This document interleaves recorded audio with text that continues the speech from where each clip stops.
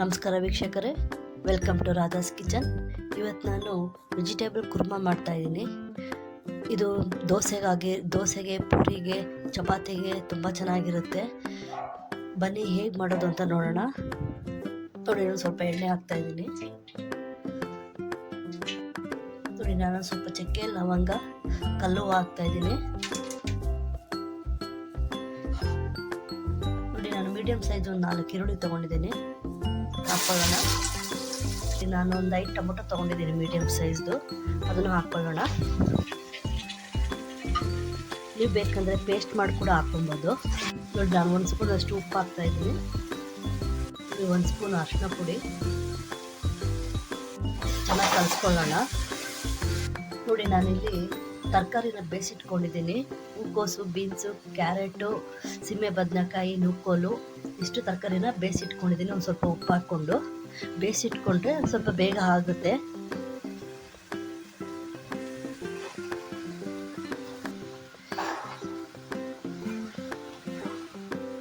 ನೋಡಿ, ತೆಂಗಿನಕಾಯಿ ನಾನು ಪೇಸ್ಟ್ ಮಾಡಿ ಇಟ್ಕೊಂಡಿದ್ದೆ, ಅದನ್ನು ಹಾಕ್ತಾ ಇದ್ದೀನಿ. ನೋಡಿ, ಇಲ್ಲಿ 2 ಸ್ಪೂನ್ ಹಾಕಿದ್ದೀನಿ. ನಾನು ವಿಡಿಯೋ ಮಾಡಲಿಲ್ಲ. ನೋಡಿ, ನಾನು ಒಂದು 2 ಸ್ಪೂನ್ ಆಗೋಷ್ಟು ಧನಿಯಾ ಪುಡಿ ಹಾಕ್ತಾ ಇದ್ದೀನಿ.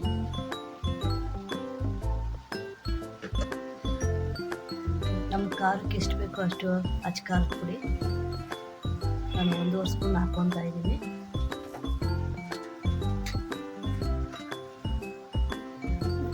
ಒಂದು ಸ್ಪೂನ್ ಅಷ್ಟು ಗರಂ ಮಸಾಲ. ಇವಾಗ ಇದನ್ನೆಲ್ಲ ಹಾಕಿ ಚೆನ್ನಾಗಿ ಕಲಿಸ್ಕೊಳ್ಳೋಣ.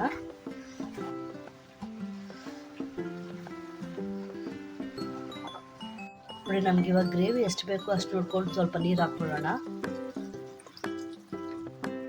ನಾನು 1 ಗ್ಲಾಸ್ ಅಷ್ಟು ಹಾಕಿದ್ದೀನಿ.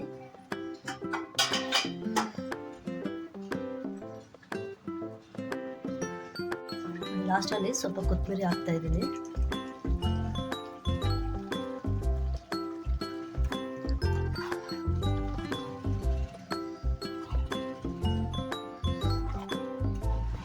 ಕಸ್ತೂರಿ ಮೆಥಿ ಹಾಕ್ತಾ ಇದ್ದೀನಿ. ಇವಾಗ ತಟ್ಟೆ ಮುಚ್ಚಿಬಿಡೋಣ. ಒಂದು 5 ನಿಮಿಷ ಕಲಸೋದು ಬೇಡ.